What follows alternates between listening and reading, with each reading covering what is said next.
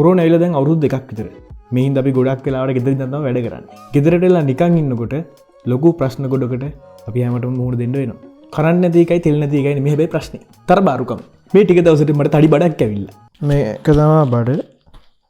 මේ බඩ අඩු කරගන්න තමයි ගේමක් ගන්න තියෙන්නේ. ටිකක් ලොකුයි. මේකට මොකක් හරි විසඳුමක් හොයාගන්න ඕනේ. විසඳුම් තියෙනවා. කම්මැලි නොවෙනවා නම් විසඳුම් අවශ්‍යත් නැහැ. කම්මැලි නැත්තම් කිසි ප්‍රශ්නයක් නැහැ. මම කරන්න කියලා හැදුවේ ගෙදර ඉඳන් කරන්න පුළුවන් එක්සර්සයිසස් ටිකක් ට්‍රැක් කරලා ඒ එක්සර්සයිසස් වලින් මගේ බර්න් වෙන කැලරීස් කොහොමද කියලා චෙක් කරලා මගේ ඇඟ අඩු වෙන පිළිවෙල බලලා ඒක ට්‍රැක් කරලා මම ඉස්සරහට කොහොමද එක්සර්සයිස් කරන්න ඕනේ කියලා බලලා ඒ වගේ උපදෙස් ටිකක් දෙන ඇප් එකක් හදන්න. මේ ඇප් එක ටිකක් සංකීර්ණයි ටිකක් හදන්න තියෙනවා මොනවා. හදන්න තියෙනවා කියන්නේ හදන්න තියෙනවා. අපි යන් ඇප් එක හදන විදිය කොහොමද කරන්න කියලා ප්ලෑන් කරගන්න කවුල් දෙකේ තියෙනවා. අම්මෝ.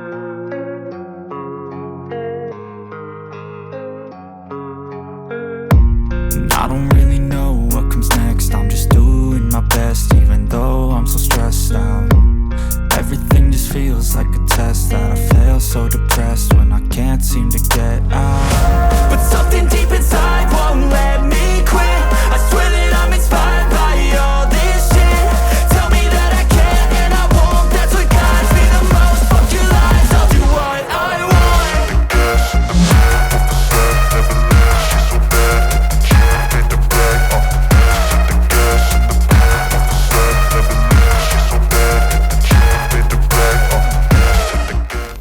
ඒ විදිහට මම වයර් ෆ්‍රේම් එකක් ඇඳලා ඉවර කරගත්තා. ක්ලයන්ට් කියන අයිඩියා එක ඩෙවලොපර් විසින් අඳුරගෙන ඒකේ වයර් ෆ්‍රේම් එකක් ඇඳගන්න එක තමයි software development එකක පළවෙනි අධීරය වෙන්නේ. ඊට පස්සේ අපි මේ වයර් ෆ්‍රේම් එක බාර දෙනවා UI UX developer කෙනෙක්ට. මේ UI UX developer කරන graphical output එක තමයි අපි ක්ලයන්ට් මුලින්ම පෙන්නන්නේ. ඒක පෙන්නලා අපි අහනවා එයාට ඕන විදිහට මේ app එක තියෙනවද කියලා. ඊට පස්සේ තමයි අපි development වලට යන්නේ. UI UX development වලදී අපි කිසිම coding එකක් භාවිතා කරන්නේ නැහැ. හැබැයි මෙයත් ලොකු රෝල් එකක් මේ software development field එකේ play කරනවා. එහෙනම් අපි යමු UI UX ටික හදාගන්න. UI UX design කරන්න මම ප්‍රධාන වශයෙන් softwares දෙකක් use කරනවා. එකක් තමයි Adobe XD. මේක Adobe ලගින් දෙන UI UX designing tool එක. අනිත් එක තමයි Figma. මේකත් free to use tool එකක්. Adobe XD නම් free trial එකක් තියෙනවා. අනිත් කොටස නම් buy කරන්න ඕනේ. නමුත් Figma එක සම්පූර්ණයෙන් free. Figma එක ගොඩක් වෙලාවට මේ UI UX වලට වගේම graphic design වලටත් ගොඩක් අය use කරනවා. මේ වැඩේට මම use කරන්නේ Figma. Figma එක use කරලා මට ඕන වැඩේ කිසි ප්‍රශ්නයක් නැතුව ඉවර කරගන්න පුළුවන්. Adobe XD තමයි මුලින්ම XD වලට respect කරන්න.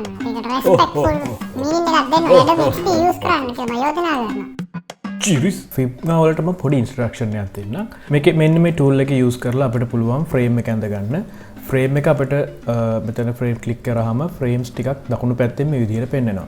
මෙතන ඩිෆෝල්ට් එන ෆ්‍රේම්ස් ටිකක් තියෙනවා ෆෝන්, ස්ටැක් ප්ලට්, ඩෙස්ක්ටොප්, පේපර්. ඊට පස්සේ මම මේ UI වල මේ වගේ කොටු වගේ ඇඳලා තියෙනවා. ඒවා අඳින්නේ මෙන්න මේ tool එක use කරලා. අපිට කැමති shape එකක් ඇඳ ගන්න පුළුවන්.